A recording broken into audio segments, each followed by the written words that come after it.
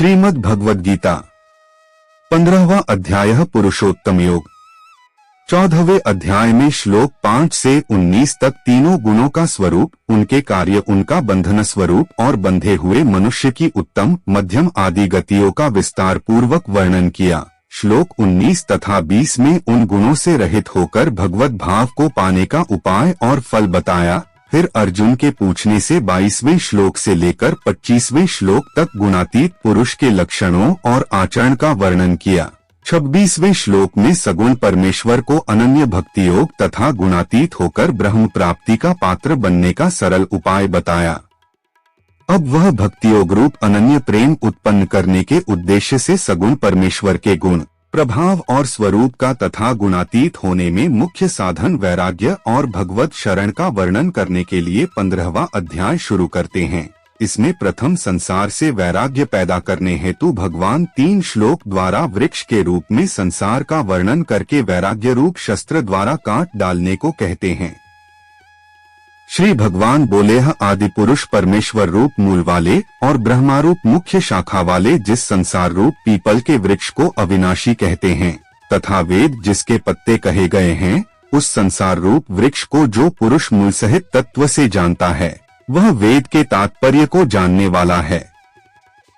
उस संसार वृक्ष की तीनों गुणों रूप जल के द्वारा बढ़ी हुई और विश्व भोग रूप कोम्पलोम वाली देव, मनुष्य और तिर्यक आदि योनि रूप शाखाएं नीचे और ऊपर सर्वत्र फैली हुई हैं तथा मनुष्य लोक में कर्मों के अनुसार बांधने वाली अहंतामता और वासना रूप जड़ें भी नीचे और ऊपर सभी लोकों में व्याप्त हो रही हैं।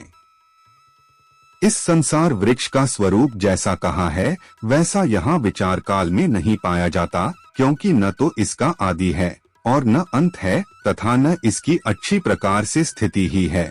इसलिए इस अहंतामता और वासना रूप अति दृढ़ मूलों वाले संसार रूप पीपल के वृक्ष को वैराग्य रूप शस्त्र द्वारा काटकर उसके पश्चात उस परम पद रूप परमेश्वर को भली भांति खोजना चाहिए, जिसमें गए हुए पुरुष फिर लौटकर संसार में नहीं आते और जिस परमेश्वर से इस पुरातन संसार वृक्ष की प्रवृत्ति विस्तार को प्राप्त हुई है, उसी आदि पुरुष नारायण के मैं शरण हूँ। इस प्रकार दृढ़ निश्चय करके उस परमेश्वर का मनन और निधिध्यासन करना चाहिए, जिसका मान और मोह नष्ट हो गया है, जिन्होंने आसक्ति रूप दोष को जीत लिया है, जिनकी परमात्मा के स्वरूप में नित्य स्थिति है और जिनकी कामनाएं पूर्ण रूप से नष्ट हो गई हैं, वे सुखरुख नामक द्वंद्वों से विमुक्त ज्ञानीजन उस अविनाशी परम पद को प्राप्त होते हैं। जिस परम पद को प्राप्त होकर मनुष्य लौटकर संसार में नहीं आते, उस स्वयं प्रकाश परम पद को न सूर्य प्रकाशित कर सकता है, न चंद्रमा और अग्नि ही, वही मेरा परम धाम है। इस देह में यह सनातन जीवात्मा मेरा अंश है और वही इस प्रकृति में स्थित मन और 5 इंद्रियों को आकर्षित करता है।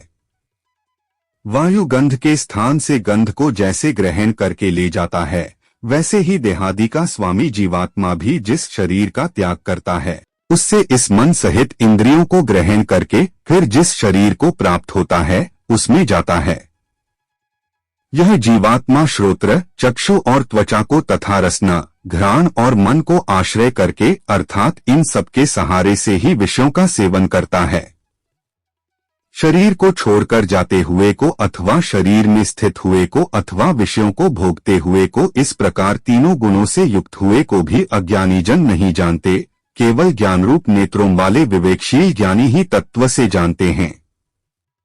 यत्न करने वाले योगीजन भी अपने हृदय में स्थित इस आत्मा को तत्व से जानते हैं, किंतु जिन्होंने अपने अंतःकरण को शुद्ध नहीं किया है, ऐसे अज्ञानीजन तो यत्न करते रहने पर भी इस आत्मा को नहीं जानते। सूर्य में स्थित जो तेज संपूर्ण जगत को प्रकाशित करता है तथा जो तेज चंद्रमा में है और जो अग्नि में है, उसको तू मेरा ही तेज जान। और मैं ही पृथ्वी में प्रवेश करके अपनी शक्ति से सब भूतों को धारण करता हूँ और रसस्वरूप अर्थात अमृतमय चंद्रमा होकर संपूर्ण औषधियों को अर्थात वनस्पतियों को पुष्ट करता हूँ। मैं ही सब प्राणियों के शरीर में स्थिर रहने वाला प्राण और अपान से संयुक्त वैश्वानर अग्निरूप होकर 4 प्रकार के अन्न को पचाता हूँ। मैं ही सब प्राणियों के हृदय में अंतर्यामी रूप से स्थित हूँ तथा मुझसे ही स्मृति, ज्ञान और अपोहन होता है और सब वेदों द्वारा मैं ही जानने के योग्य हूँ तथा वेदांत का कर्ता और वेदों को जानने वाला भी मैं ही हूँ। इस संसार में नाशवान और अविनाशी भी ये दो प्रकार के पुरुष हैं। इनमें संपूर्ण भूत प्राणियों के शरीर तो नाशवान और जीवात्मा अविनाशी कहा जाता है। इन दोनों से उत्तम पुरुष तो अन्य ही है, जो तीनों लोकों में प्रवेश करके सबका धारण पोषण करता है तथा अविनाशी परमेश्वर और परमात्मा इस प्रकार कहा गया है। क्योंकि मैं नाशवान जड़वर्ग क्षेत्र से सर्वथा अतीत हूँ और अविनाशी जीवात्मा से भी उत्तम हूँ, इसलिए लोक में और वेद में भी पुरुषोत्तम नाम से प्रसिद्ध हूँ। भारत, जो ज्ञानी पुरुष मुझको इस प्रकार तत्व से पुरुषोत्तम जानता है, वह सर्वज्ञ पुरुष सब प्रकार से निरंतर मुझ वासुदेव परमेश्वर को ही भजता है। हे निष्पाप अर्जुन, इस प्रकार यह अति रहस्ययुक्त गोपनीय शास्त्र मेरे द्वारा कहा गया, इसको तत्व से जानकर मनुष्य ज्ञानवान और कृतार्थ हो जाता है। इस प्रकार उपनिषद, ब्रह्म विद्या तथा योग शास्त्र रूप श्रीमद् भगवद गीता के श्री कृष्ण अर्जुन संवाद में पुरुषोत्तम योग नामक 15वां अध्याय संपूर्ण हुआ। वीडियो को सब्सक्राइब जरूर करें ताकि आप लोग हमेशा भगवान श्री कृष्ण जी का अनमोल बानी और आशीर्वाद से अपने जीवन संवार सके। जय श्री कृष्ण।